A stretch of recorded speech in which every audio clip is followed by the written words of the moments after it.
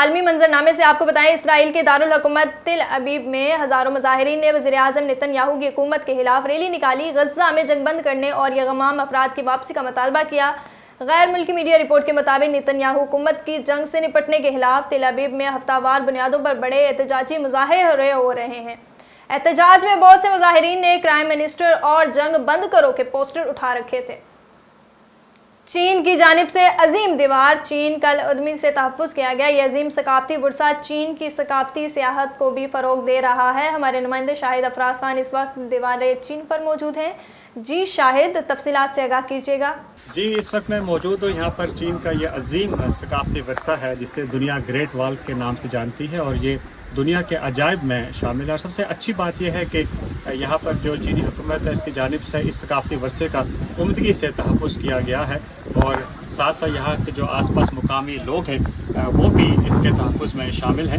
اور یہ جو ناظرین، چین کا یہ جو عظیم ثقافتی ورثہ ہے گریٹ وال، اس کا تحفظ کے مختلف طریقے اپنائے گئے ہیں، جس میں اس کی اصل جو ساخت ہے اس کو برقرار رکھا گیا ہے، اور ساتھ ساتھ جو ڈیجیٹل سیاحت کا ایک نیا تصور ہے اس کو بھی عمدگی سے بروکار لایا گیا ہے۔ اور یہ وجہ ہے کہ یہاں پر گریٹ وال پر لاکھوں سیاح ہر سال یہاں پر آتے ہیں، یہاں کا دورہ کرتے ہیں، اور چینی حکومت نسل در نسل اس ثقافتی ورثے کی جو عظمت ہے، جو اہمیت ہے، اس کو آگے اجاگر کر رہی ہے۔ اور چین کی ثقافت کو ناظرین اجاگر کرنے میں اس جو گریٹ وال ہے دنیا کی، اس کا عظیم یہاں پر ایک کردار ہے۔ آپ کو تحد نگاہ یہاں پر چاروں طرف جو ہے یہ گریٹ وال نظر آ رہی ہوگی، ساتھ ساتھ آپ کو یہاں پر مقامی آبادیاں بھی نظر آ رہی ہیں، اور یہ آبادیاں بھی جو ہیں گریٹ وال کے تحفظ میں اپنا کردار ادا کر رہی ہیں۔ ساتھ ساتھ آپ کو یہاں پر چاروں طرف سبزہ جو ہے وہ نظر آ رہا ہوگا۔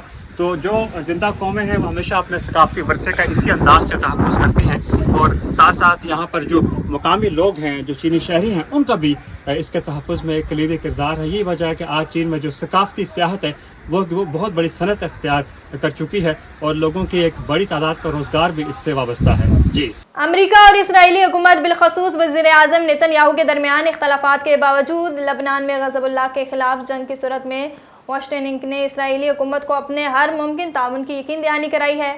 عرب میڈیا رپورٹ میں کہا گیا کہ واشنگٹن میں اسرائیلی وفد کی حالیہ ملاقاتوں کے دوران کئی امریکی حکام سے یہ سنا گیا کہ اگر اسرائیل کو شمالی سرحد پر صہیونی افواج اور حزب اللہ کے درمیان کوئی جامع جنگ چھڑ جاتی ہے تو باخبر ذرائع کے مطابق بائیڈن انتظامیہ اپنی اتحادی کا ساتھ دینے کے لیے پوری طرح تیار ہیں۔